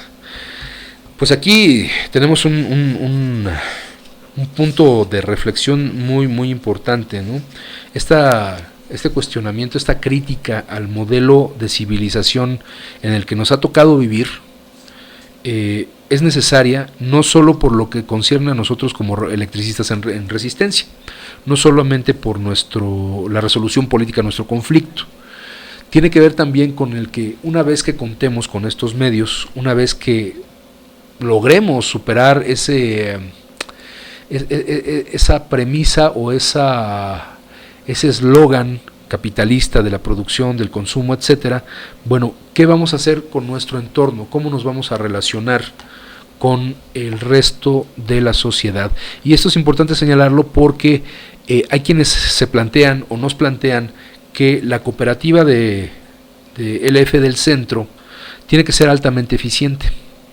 Tiene que ser una cooperativa que aporte un equivalente al salario promedio que había en Luz y Fuerza del Centro de 6,000 pesos mensuales para todos los trabajadores, ¿no? Con las diferencias según los puestos, según el desempeño, según las áreas, pero que básicamente tiene que responder a ese modelo en el que vivíamos antes del decreto, ¿no? Pero bajo una lógica mucho más eficiente, porque se trata de salir a competir, y hay quienes hasta lo dicen como con desesperación, con un dramatismo increíble, ¿no? Hay que salir a competir con los grandes monstruos de la economía, como dando a entender que no vamos a poder, ¿no? Que somos bastante brutos y bolsones y no vamos a poder con el paquete. Ahí vale la pena hacer dos distinciones. Una, sí tenemos la capacidad. Si mantuvimos una empresa que estaba en crisis durante muchos años, donde no había presupuesto y nuestros compañeros de departamentos técnicos, operativos, hasta con clips o con masking tape, hacían los arreglos necesarios para que funcionara la empresa, quiere decir que sí contamos con el personal calificado para sacar adelante una empresa con pocos recursos, de entrada, de inicio. Porque es claro que ninguna empresa, ninguna cooperativa particularmente, empieza con el 100% de su estructura funcionando desde el primer día. Aquí vamos a empezar paulatinamente a construir un gran proyecto cooperativo y tenemos gente con mucha capacidad para hacerlo, con gente que va a tener la capacidad para ir a buscar esas licitaciones, asignaciones, contratos, etcétera, no solamente del mercado público que se está planteando, este mercado mayorista de la energía eléctrica, sino en muchas otras áreas, incluso en el ámbito privado, con contratos directos. Sí vamos a competir, efectivamente, el mercado así lo exige, pero tenemos la capacidad, y esa es la primera gran distinción, tenemos la capacidad para hacerlo. Segunda distinción, No se trata de crear una cooperativa perfectamente eficiente, porque una de las críticas que hace precisamente Laura Collin en este libro, y quizás más adelante alcancemos a leerlo, tiene que ver con que las cooperativas no son un cambio radical al modelo capitalista. ¿Por qué? Porque siguen reproduciendo este mismo esquema de producción. Quizás no existe el patrón y dentro de la relación laboral de la cooperativa no existe la explotación como se puede definir normalmente, ¿no? En una relación obrero-patrón, una subordinación. Pero sí reproduce al mismo sistema capitalista, porque finalmente lo que ofrece, en este caso la cooperativa, que vamos a ofrecer productos, bienes, servicios, pues lógicamente vamos a estar reproduciendo un sistema en el cual está imbuido esta cooperativa. Lo que estas voces críticas luego exigen es que precisamente seamos eso, una de las cooperativas más eficientes y productivas y competitivas que existan en la historia del país. No es ese el objetivo de la cooperativa. No es ese el objetivo que nos hemos planteado como proyecto económico y político de este sindicato. Simplemente hay que regresar a nuestro estatuto, al artículo 6º, fracción 4ª, en donde nos habla que uno de los objetos de este sindicato es el cambio del sistema económico, para evitar un sistema en donde se dé la explotación de un trabajador o que alguien obtenga un beneficio a costa de los demás. Eso es lo que está de fondo. Entonces no nos podemos plantear una cooperativa eminentemente capitalista. Tenemos que plantearnos una cooperativa que sepa convivir en el ámbito de la economía social y solidaria con otras organizaciones, con otras cooperativas, con otras expresiones de esa economía solidaria, y que con ellos podamos crear todo un circuito de intercambio que nos permita salirnos o empezar a abandonar ese circuito de consumo del modelo capitalista. Y uno de los ejemplos los tuvimos este fin de semana pasado, aquí mismo en Antonio Caso 45, con el Mercado Social y Justo, en el que participó el SME, junto con la Nueva Central y varias organizaciones que ya forman parte de la Nueva Central, sociedades cooperativas e individuos que se dedican a la producción, como nuestro compañero Jimmy, que hace sus chocolates con arándano, ¿no? Y que se le acabaron porque la gente disfruta más un chocolate artesanal que tiene más calidad y más nutrientes que cruzándose la calle a comprar al 7-Eleven, como hacemos todos, a comprar una golosina perfectamente maquilada con químicos y con una serie de sustancias que no son nutrientes. Tenemos que lograr ese cambio de mentalidad también en nuestro consumo, en nuestra forma de consumir. Y es por eso fundamental que tengamos muy claro que esta cooperativa no es para volvernos unos ricos empresarios. El objeto de esta cooperativa es tener un trabajo estable, tener un ingreso estable suficiente para el mantenimiento de nuestras familias. Y para esto quiero recordar, antes de irnos al siguiente corte musical, algo que he mencionado en algunos otros programas, pero que siempre vale la pena retomar cuando hablamos de esa primera Navidad de la Resistencia, en diciembre del 2009, cuando no teníamos empleo, cuando no teníamos salario, cuando nos acababan de dar el golpe, cuando había una profunda depresión en todos y cada uno de nosotros. ¿Qué aprendimos de esa Navidad? ¿Qué es lo que queremos con este nuevo proyecto? Queremos volver a tener esas Navidades en donde todo se nos iba en gastarnos el ahorro y el aguinaldo en regalos, en porquería y media, en hacer una fastuosa cena, que a lo mejor en todo el año no íbamos a volver a probar los alimentos que ahí comíamos, pero la cosa era aventar la casa por la ventana. ¿Se trata de eso? ¿O se trata de que en estos 6 años tendríamos que haber aprendido a cómo vivir con lo necesario y saber que a nuestra gente, a la gente más cercana, a nuestras familias, a nuestros seres queridos, no necesitamos comprarlos con mercancías, no necesitamos comprar su afecto con regalos, sino que tenemos que ser lo suficientemente humanos para apreciar la convivencia que tenemos? Y que estos grandes festejos sí, son para disfrutar, son para gozar, pero no son para hacer una demostración absurda de nuestra capacidad de consumo. Si el objetivo es que este diciembre del 2015, cuando ya contemos con una cooperativa trabajando, cuando nuestros compañeros estén laborando en las plantas de generación, si nuestro objetivo es volver a tener esas fastuosas fiestas de fin de año, entonces yo creo que estamos equivocados y no hemos aprendido nada. Yo creo que esta resistencia entonces no nos ha servido absolutamente de nada. Si no somos capaces de crear la conciencia de que nuestro entorno nos lo estamos acabando por ese deseo de consumo, si somos todavía lo suficientemente ególatras para no entender que nuestro sindicato tiene que fortalecer una política de alianzas con otras organizaciones campesinas, indígenas, obreros de otras zonas, de otras regiones del país, jornaleros agrícolas como los compas de San Quintín, si no entendemos que las caravanas, si no entendemos que la NUE, si no entendemos que la OPT y todos estos instrumentos como la Confederación de Jubilados son para rescatar el gran entorno que estamos aniquilando, entonces esta resistencia no nos sirvió de nada. Y entonces bien merecido nos teníamos ese golpe en contra de cada uno de nosotros. Hay que cambiar el entorno, pero no solamente para los electricistas del ESME. Y si en un momento dado hay grupos de trabajadores del SUTERM que vienen a pedir auxilio al ESME, hay que escucharlos, camaradas, y hay que apoyarlos. También hay que ir con ellos. No porque sean nuestros hermanos de lucha, son nuestros hermanos de clase, camaradas, porque ellos también son obreros explotados. Y si su conciencia no les dio para liberarse antes de esto que están viviendo, nosotros debemos tener la suficiente madurez para decirles por dónde hay que caminar, para cerrar filas y cambiar este sistema. Pero bueno, eso es parte de otra discusión. Vámonos con otra canción excelente de Judith Reyes, que se llama Los restos de Don Porfirio. Es una canción de 1964. Oigan con mucho cuidado la letra. En estos tiempos en donde se está pues purificando la imagen de Don Porfirio Díaz, en donde resulta que ya pues no era tan malo, ¿no? O sea, eso de mátenlo se caliente, pues era un aspaviento de un señor, pues es oaxaqueño, de carácter fuerte, ¿no? Hoy que se está tratando de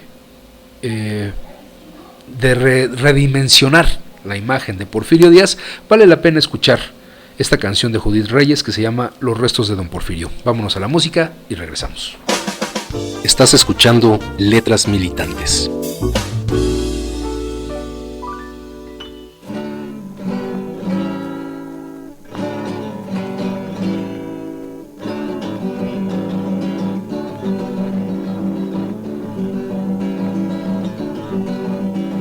Perdonen la extravagancia si piensan que es mi delirio.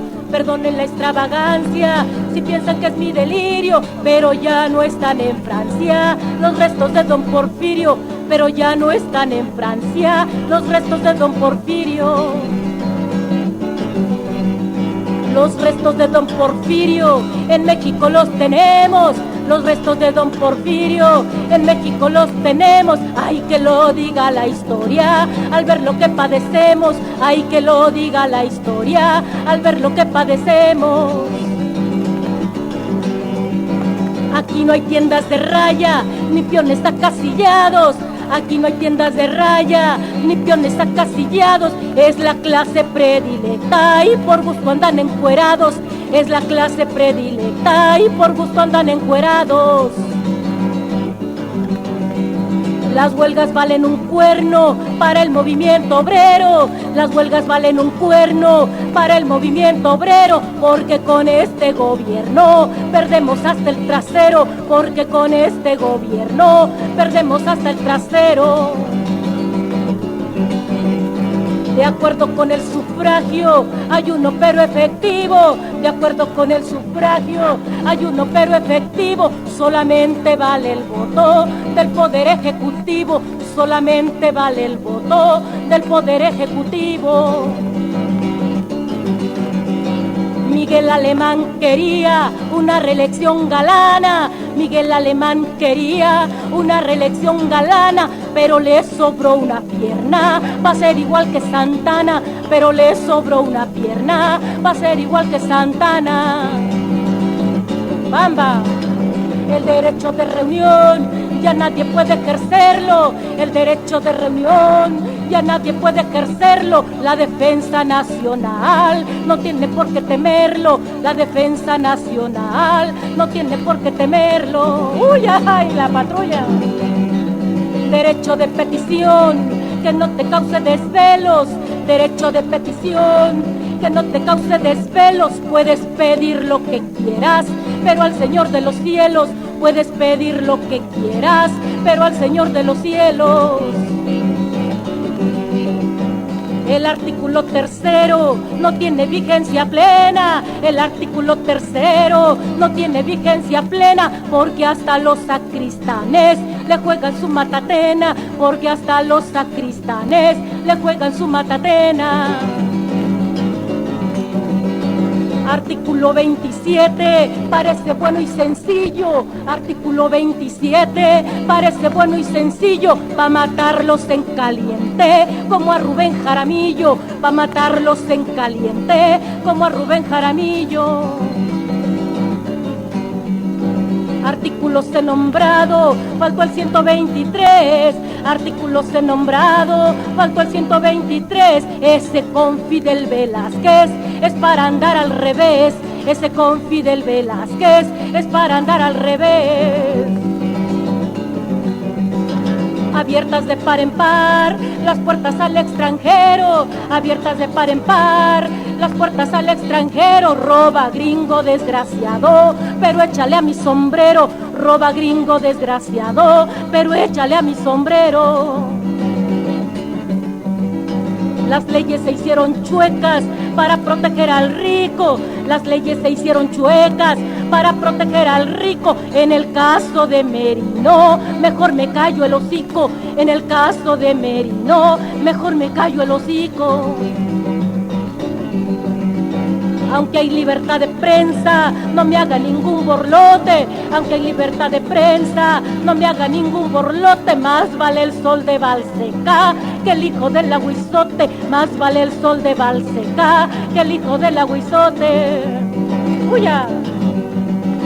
Perdonen la extravagancia si piensan que es mi delirio. Perdonen la extravagancia si piensan que es mi delirio. Ya ven cómo aquí tenemos los restos de don Porfirio. Ya ven cómo aquí tenemos los restos de don Porfirio.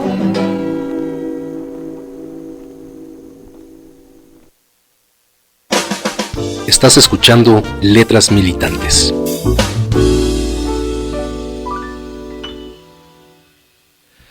Y bueno, pues ya escuchamos en la letra escrita por Judith Reyes en esta canción Los restos de don Porfirio, vemos cómo está vigente este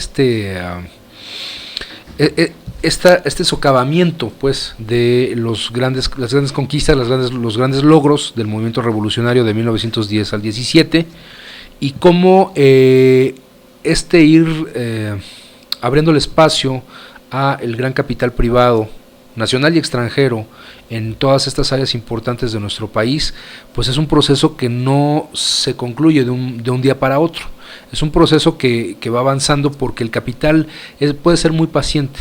El capital puede esperar el momento adecuado para dar el golpe e irse apropiando de todos esos ámbitos.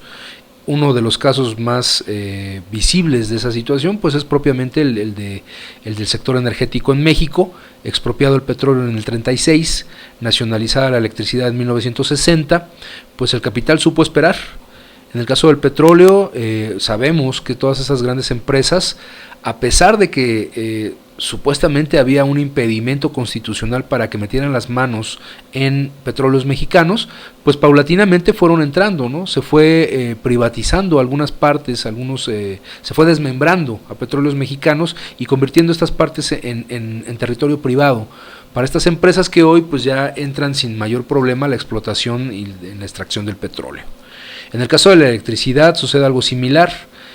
La nacionalización en 1960 pues planteaba el que la industria eléctrica era propiedad de todos los mexicanos, y sin embargo a mediados de los 70, que empieza este proceso de liquidación de la Compañía Mexicana de Luz y Fuerza del Centro, vamos a ver también que un poco más adelante, en la década de los 80, con todo este boom del neoliberalismo, empiezan las reformas en los reglamentos secundarios. En el caso de Salinas, en el caso de Zedillo, de Fox, van a empezar a permitir que haya una mayor entrada del capital privado en la industria eléctrica, que se empieza a desmembrar también Comisión Federal de Electricidad, que se empiezan a privatizar muchas de sus actividades, y finalmente viene el golpe a Luz y Fuerza del Centro en el 2009. la extinción de Luz y Fuerza, como preámbulo a la reforma energética, que no era otra cosa que la reprivatización. No hay que olvidar que nace privada la industria y finalmente, después de un poco más de medio siglo de considerarla una industria nacionalizada, vuelve a ser privatizada.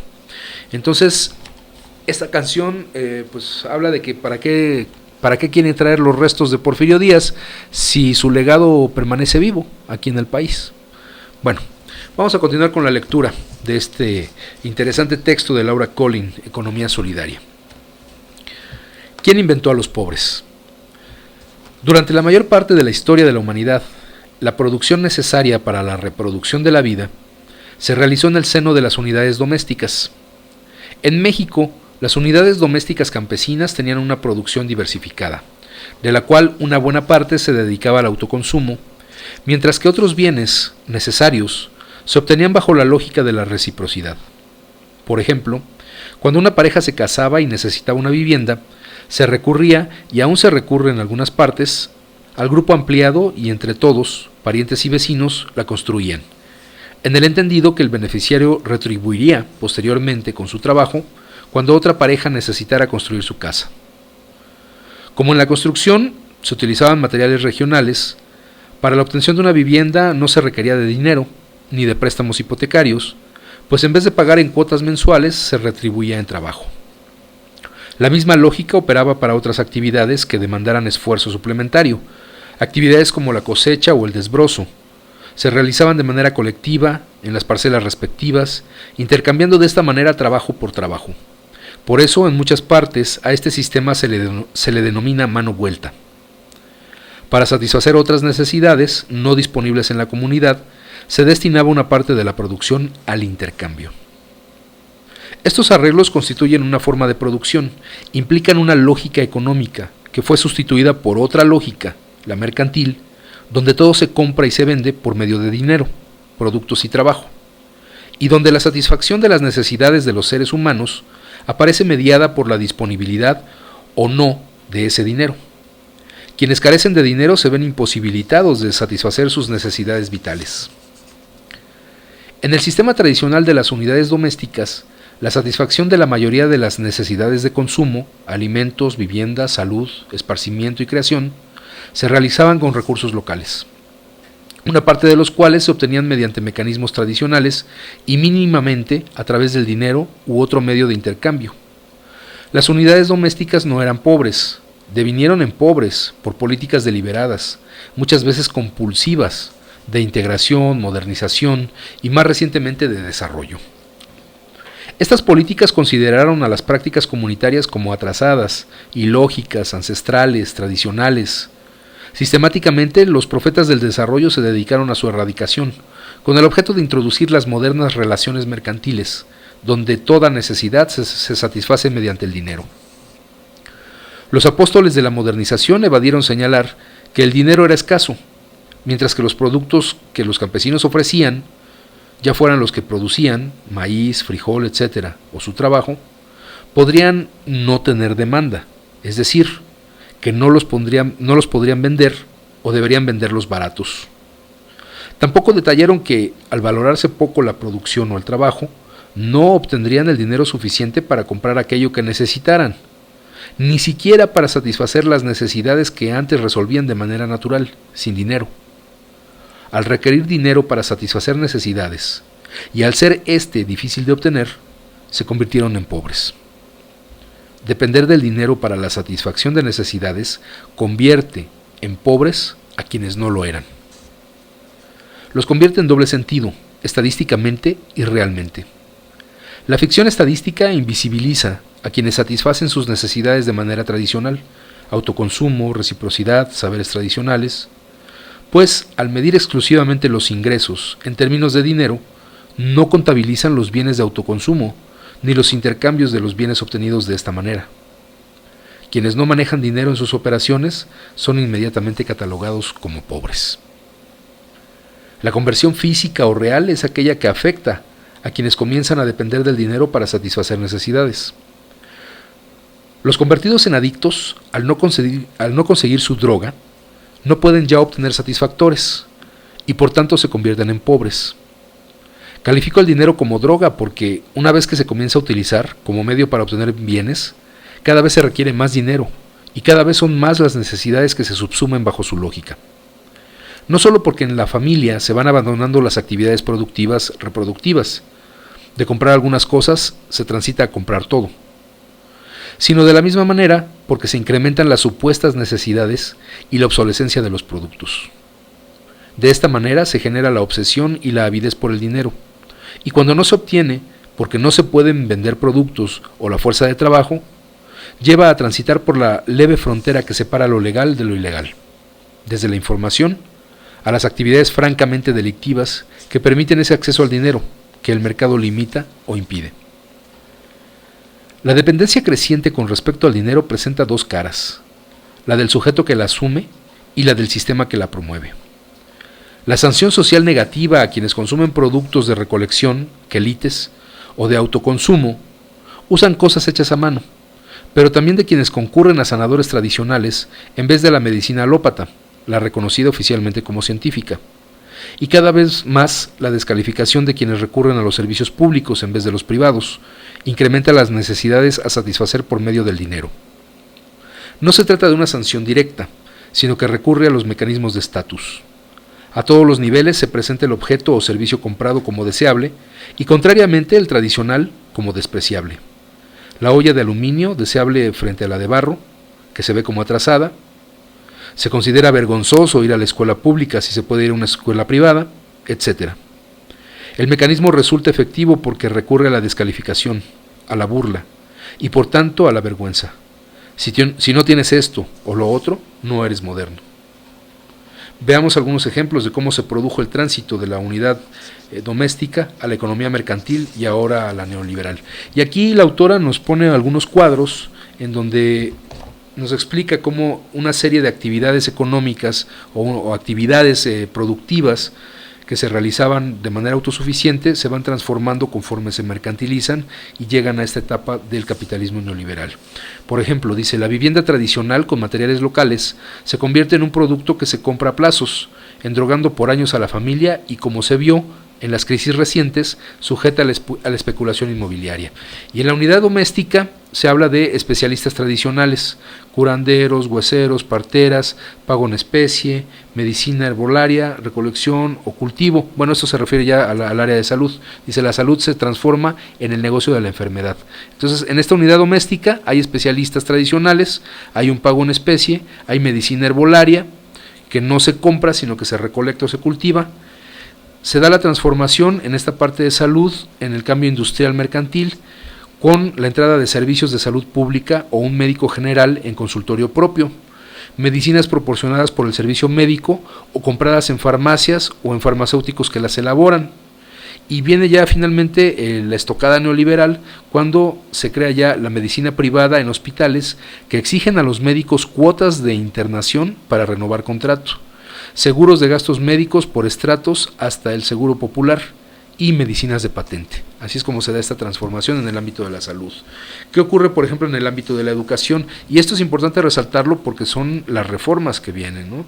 La reforma de salud, la reforma en materia educativa, que por ejemplo nos dice la unidad doméstica, hay una endoculturación, es decir, el aprendizaje imitativo acompañado de los mayores, iniciación en saberes, narraciones orales, mitos, tradiciones y respeto a los ancianos. Se va transformando en el medio industrial mercantil a través de la educación pública escolarizada como derecho universal y gratuito y una educación privada de paga.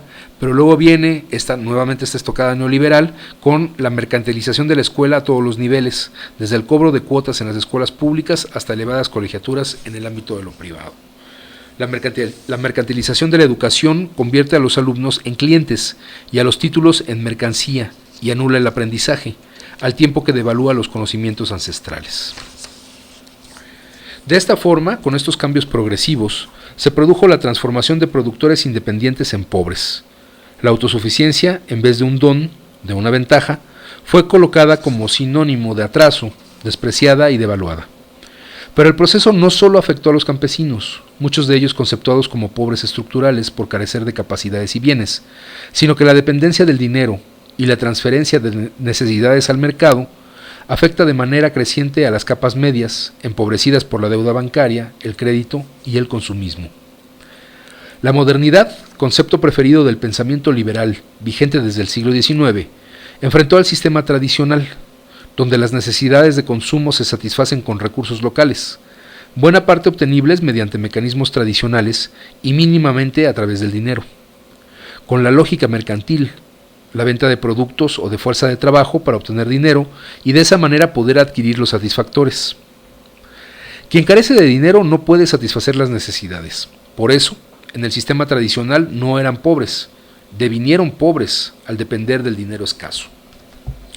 Sostengo que la pobreza es un invento, aunque también hay una dimensión real que luego abordaré, porque para medirla se toman en consideración los patrones de consumo de los supuestamente desarrollados. Quien no vive de acuerdo con el American Way of Life, el modo de vida norteamericano, es considerado pobre. Hay ejemplos de indicadores para medir la pobreza, realmente risibles, que contradicen su propia lógica. Se supone que los gobiernos del mundo han acordado tomar medidas para disminuir el consumo de energía. Sin embargo, en el censo se considera como medida de desarrollo la cantidad de focos y de electrodomésticos existentes en un hogar. De igual manera, se admite un grave problema con el abasto de agua potable. Sin embargo, el censo sigue preguntando si se está conectado al drenaje, que es la mejor forma de contaminar el agua, en vez de preguntar si se cuenta con sistemas para la reinfiltración o el tratamiento del agua. Preguntan, como indicador de desarrollo, si se tiene televisión, pero ni una palabra sobre libros o la cantidad de árboles o plantas.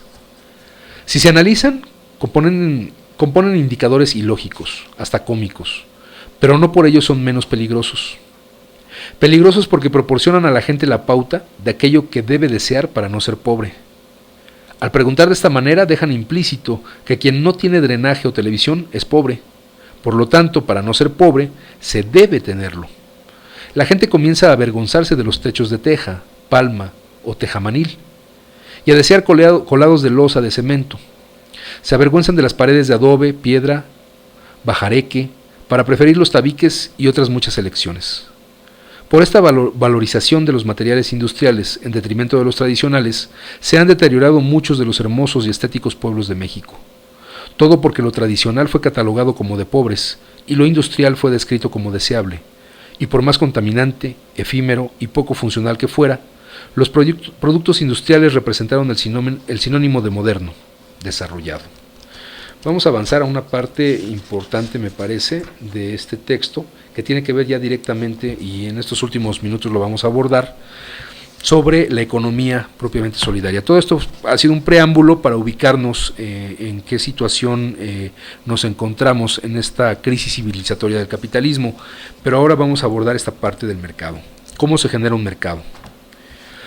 Hasta ahora hemos contrapuesto, por un lado, las economías llamadas de mercado, donde todas las necesidades se transfieren precisamente al mercado, es decir, que la mayoría de los bienes y servicios se compran y los venden.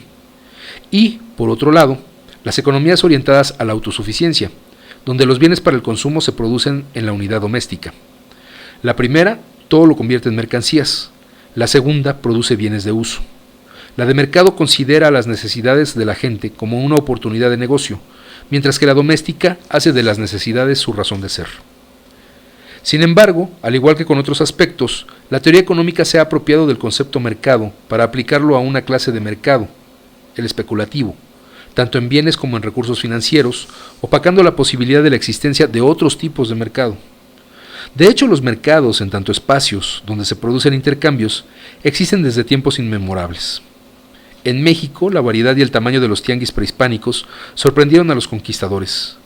Pero el mercado no es solo un espacio físico donde se concentran las transacciones. El mercado refiere fundamentalmente al acto del intercambio. Constituye una relación social que, si bien recurre al intercambio de productos, también genera interacción social.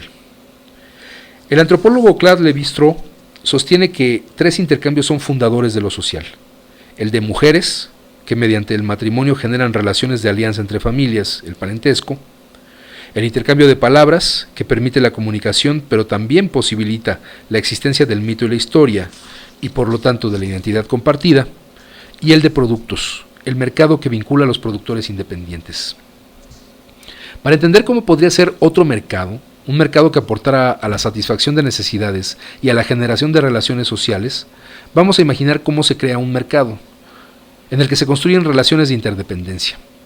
No vamos a pensar en un mercado de la prehistoria, sino de 100 años atrás. Imaginemos un lugar despoblado donde no hay nada, y en un determinado momento instalan una estación de mantenimiento del ferrocarril en el que trabajan 30 trabajadores que reciben un salario. No va a pasar mucho tiempo antes de que lleguen una o varias señoras a ofrecer tacos y aguas y al rato instalen una lonchería. No mucho después seguramente abrirá una cantina. Pero no todo lo que necesitan los trabajadores se consigue en la cantina. Así que al rato alguien abre un estanquillo. Los trabajadores no aguantan mucho solos y comienzan a noviar con muchachas de pueblos cercanos o traen las novias que dejaron atrás. Ahí, una vez casados, no podrían vivir en las barracas y necesitarán viviendas, así que alguien comienza a vender materiales de construcción. Luego necesitarán amueblarlas y se instala una carpintería. Ya no basta la lonchería porque las mujeres quieren cocinar en su casa y quizás las mismas mujeres colocan una tortillería, una recaudería, una carnicería, una panadería, que para abastecerse compran pollos, verduras, harinas y otros insumos a los campesinos de los alrededores. Los trabajadores, sus mujeres y los hijos que van naciendo se enferman, así que llega un doctor y se abre una farmacia. Cuando los niños crecen necesitan escuela y llegan los maestros y así le podemos seguir, porque a partir del arribo de 30 trabajadores con necesidades, vemos cómo se generan múltiples oportunidades de trabajo. Con una sola fuente o inyección de dinero se estimula la creación de nuevos trabajos. Esto sucede así porque el dinero no sale de las manos de quienes se encuentran empleados para ir a parar fuera de la zona, sino que sigue circulando. La dueña de la lonchería empieza a comprar en la tienda, en la tortillería, en la recaudería, en la pollería, en la carnicería. Se enferma y va al doctor, compra medicinas en la farmacia y manda a sus hijos a la escuela y así sucesivamente por cada uno de los componentes. Las chicas de la cantina también comen, se enferman. En sentido inverso, el médico, el tendero, el carnicero, los maestros y hasta el cura, que no mencioné, también van a la cantina, mientras que el cantinero se enferma y se vuelve paciente del médico. Cuando los productores de los alrededores ven que hay tiendas, además de vender los productos de sus huertas y los animales de traspatio, se vuelven clientes, concurren al médico y llevan a sus hijos a la escuela. Así podemos seguir trazando interacciones.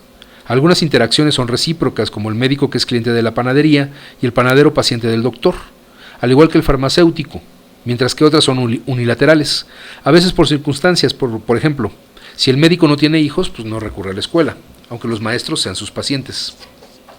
En el caso de 30 empleados, resalto o diferencio empleados de trabajadores, porque los empleados reciben un salario.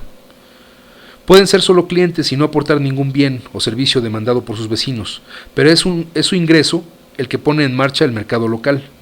Una pequeña inyección de dinero estimula la iniciativa de ofrecer servicios para satisfacer necesidades y genera una serie de intercambios recíprocos o no, una red densa por donde circula esa savia que alimenta a los diferentes miembros. Pero podría ser dinero, semillas de cacao, sal o cualquier otro medio de intercambio. Savia que circula internamente y solo sale a los alrededores, pero para integrarlos al sistema. En el espacio local se constituye un sistema autorregulado. Ahora veamos cómo se destruye ese mercado. Si bien los primeros síntomas de desintegración están en las relaciones recíprocas, se reproducen cuando parte de los servicios comienzan a depender del gobierno, cuando el médico y los maestros son sustituidos por los servicios públicos y se transforman en empleados de la SEP o del IMSS. Esto no afecta demasiado porque siguen viviendo en la localidad y por lo tanto consumiendo localmente. La transformación radical se produce cuando llega el villano de la película, Walmart. Pero igual puede ser Soriana, La Comercial o cualquier supermercado que destruye la circularidad de los intercambios. La primera gran transformación es que al ser el supermercado más competitivo, le hace, vende más barato y se encuentra todo junto, ahoga y hasta destruye las actividades productivas preexistentes, tienda, tortillería, recaudería, pollería, carnicería, panadería y otros que no mencionamos, como la modista y el zapatero, porque también vende ropa y zapatos baratos. Primero verán menguadas sus ventas, al punto de que la única salida que les queda es ser contratados por la empresa y transformarse en empleados. También caerán los productores de los alrededores, porque si la pollería podía comprar de 4 a 5 pollos a diferentes productores y en la recaudería compraba unas cuantas verduras a varios productores, el secreto de los supermercados son las compras consolidadas, es decir, que compran por toneladas a grandes productores que generalmente no residen en la zona. La señora que enviaba unos pocos pollos y tenía un ingreso extra, ya no tendrá quien venderlos. Así que primero bajará su producción y al rato descubrirá que es más barato comprar pollos que cuidarlos, y dejará de hacerlo. De esta manera se destruyen capacidades productivas. Pero lo más grave de todo es que el supermercado, como vampiro, le chupa la savia al sistema. En primer lugar, porque las compras a grandes productores drenan el dinero de la región e inclusive del país. En segundo lugar, porque las ganancias se remiten a la matriz, a los socios, a los inversionistas que tampoco son de la región, y la mayoría de las veces ni del país. El hecho es que el dinero que gastan los consumidores se sale por la puerta y se va de la región. La única derrama es la que efectúan en forma de salarios, pero la mayor parte del dinero sale del sistema. Ya no circula alimentando a los miembros de la comunidad y estos se secan. Los campesinos terminan migrando, los de las tiendas se convierten en empleados y los prestadores de servicios en burócratas, si es que no quedan desempleados. Y acompaña Laura Collin esta parte del texto con dos esquemas en donde lo hace mucho más gráfico, ¿no? Un círculo contiene varios puntos alrededor, en donde se menciona la lonchería, la cantina, la tienda, la tortillería, la recaudería, todos estos elementos, y cómo a través de líneas se van interrelacionando todos estos puntos, y los puntos donde se fuga hacia fuera de este primer círculo es, por ejemplo, los campesinos, que son los productores de los productos que utilizan en estas tiendas, hacia las huertas, lógica por la misma razón, y la ganadería de traspatio, los que tienen a los pollos, a los cerdos, a las vacas, etcétera, y que forman parte de este mismo mercado interno, pero son, digamos, todavía la parte que está en la periferia de este círculo de producción. Y en el otro círculo demuestra cómo estos mismos puntos, al llegar a un Walmart, pues lógicamente se transfiere todo el consumo hacia esos lugares, y en lugar de que haya una interacción entre todos los componentes del mercado, pues este pago se va. Las ganancias salen de la región, incluso del país, como menciona en el texto, ¿no? Y estos círculos periféricos de producción pues se ven afectados al grado de que los campesinos emigran, las huertas pues tienen que cerrarse, e igual pasa con la ganadería de traspatio, ¿no? Entonces vemos cómo el mercado, a través de esta imposición, de este modelo neoliberal, de este modelo de consumo del capitalismo, lo que genera es la destrucción de estos pequeños círculos o ciclos de consumo. Podemos hasta retomar un caso, el de Luz y Fuerza. ¿Qué pasaba en torno a los centros de trabajo de Luz y Fuerza? ¿Qué circuitos de consumo se generaban con los mercados, con los pequeños puestos de alimentos, con las tiendas, pues no sé, las mismas tiendas de abarrotes, las cantinas, que no creo que fuera así como que muy seguido que los compañeros acudieran a esos establecimientos? Se formaban estos ciclos de consumo. ¿Qué es lo que pasa en el momento que cierran Luz y Fuerza, que destruyen nuestra fuente de empleo? Pues muchos de esos pequeños comerciantes, pequeños productores, en el caso de las divisiones, en el caso de Necaxa, en el caso, incluso sin ir tan lejos, en Teotihuacán, ¿qué pasa con todos esos pequeños productores que dependían de los trabajadores de Luz y Fuerza? Y que los trabajadores se quedan sin empleo y se quedan sin recursos. Pues muchos de estos pequeños núcleos de producción tienden a desaparecer, se convierten efectivamente en empleados de otras empresas que llegan. Entonces, por eso es importante retomar lo que yo decía hace 2 bloques de lectura, que no debemos perder de vista que nuestra cooperativa no es para convertirse en un Walmart, no es para convertirse, ya en el caso de las cooperativas, en Mondragón, que es una de las cooperativas más grandes a nivel mundial. No se trata de eso, se trata de, repito, como lo dije hace rato, se trata de que nosotros nos convirtamos en trabajadores, en socios cooperativistas, que tengamos lo suficiente para vivir de manera decorosa, para mantener a nuestras familias y para que también podamos integrarnos a estos ciclos de producción, no solamente con los negocios y las tiendas que están alrededor de estos centros de trabajo, sino además con otras cooperativas de producción. Entonces, en ese sentido, camaradas, es esta invitación a la reflexión, a que podamos extender esa capacidad de absorber el conocimiento, de recibir la experiencia de otras expresiones de la economía, de otras expresiones de la manera de relacionarse como trabajadores. Que dejemos atrás, que empecemos a dejar atrás el trauma de Luz y Fuerza del centro. Que empecemos a pensar en el futuro no solamente de nosotros como electricistas, sino como parte de un país que necesita cambiar de raíz. Y que nuestro esfuerzo que vamos a tratar de concretar en este proyecto cooperativo tiene que ser la punta de lanza de ese intento por cambiar este país. Y no por reproducir los mismos vicios, no por reproducir los mismos patrones de explotación, los mismos patrones de corrupción a los que hemos estado sometidos durante prácticamente toda nuestra vida. Tenemos que ser la fuente de ese cambio, tenemos que ser los agentes de ese cambio. Entonces, camaradas, pues damos por terminado el programa de hoy, abriendo esa reflexión y pues agradeciendo como siempre el apoyo de mi productor estrella, mi querido Héctor Pimentel. Gracias, Héctor, por todo el apoyo. Vamos a hacer algunas pruebas, a ver si nos mantenemos en este horario de los jueves o si regresamos al horario de los martes. Les estaremos comunicando a través de redes sociales, a través de las páginas de nuestro sindicato, para poder mantener esa comunicación y poder darle regularidad a este programa de Letras Militantes. Por lo pronto, agradecerles su atención, su paciencia, si nos alcanzaron a ver en vivo, si no en alguna de las repeticiones que puedan pescar del programa. Estamos abiertos a todas las sugerencias, estamos abiertos a todas las dudas y preguntas que surgen en este proceso que estamos viviendo como el sindicato que regresa a trabajar, pero que también está abriendo nuevos cauces para su propio desarrollo. Entonces, bueno, nos leemos la próxima semana en Letras Militantes. Reciban un fraternal saludo y los dejo finalmente con una canción de Judith Reyes. Esta canción se titula Los Niños Trabajadores, es una canción de 1963. Muy buenas tardes, esto fue Letras Militantes, nos despedimos, que tengan muy bonito día. Gracias.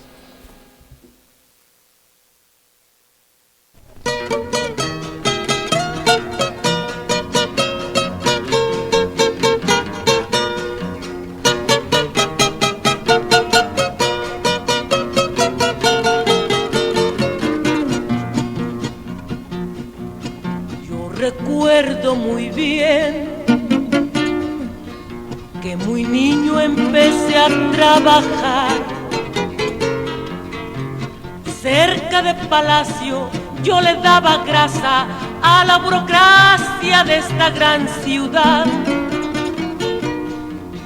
Yo crecí como tú en las calles de la capital,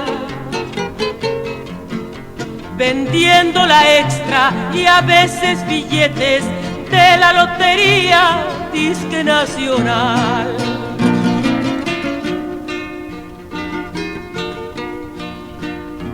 Si hubiera ley efectiva y buena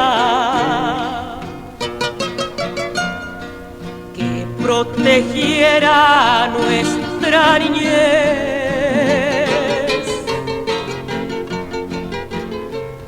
no habría 100,000 niños por la calle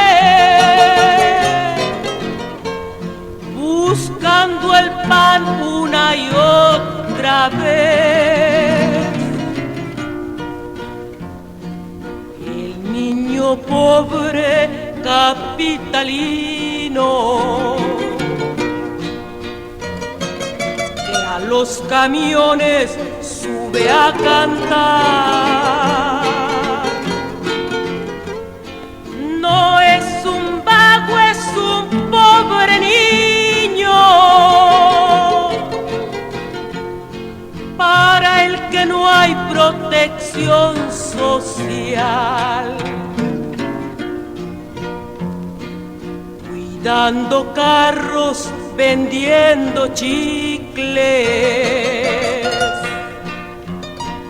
¿Quién les ha creado esta situación? Digan si no es este mal gobierno y su caduca revolución.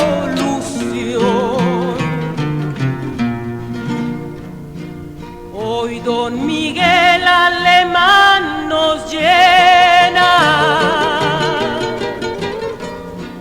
con sus turistas la capital. Quiere que vean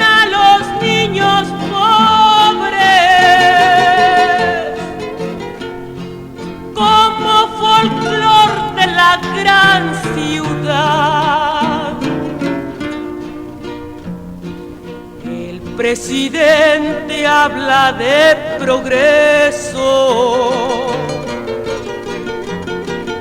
porque otro préstamo consiguió. A él no le importa ver que con eso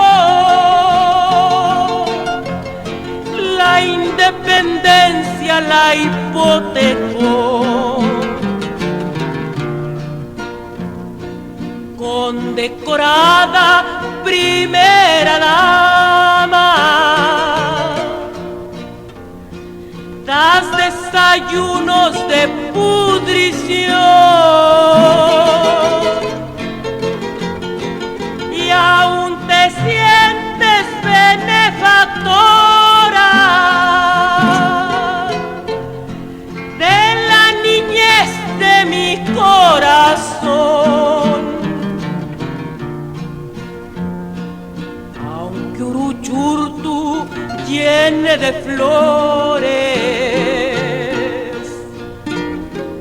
y de palacios la capital, ¿quién va a negar que los niños pobres trabajan duro en la gran ciudad? Porque viéndolo bien, el gobierno acostumbra a mentir, diciendo que diario protege a la infancia y a esta en cualquier calle la vemos sufrir. Pero un día vendrá,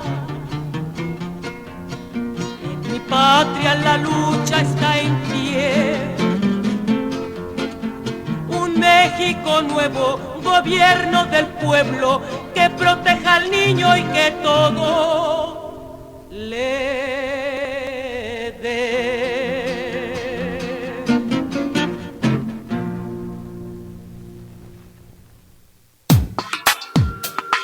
Decía Samuel Smiles, el libro es una voz viviente, es una inteligencia que nos habla y que escuchamos.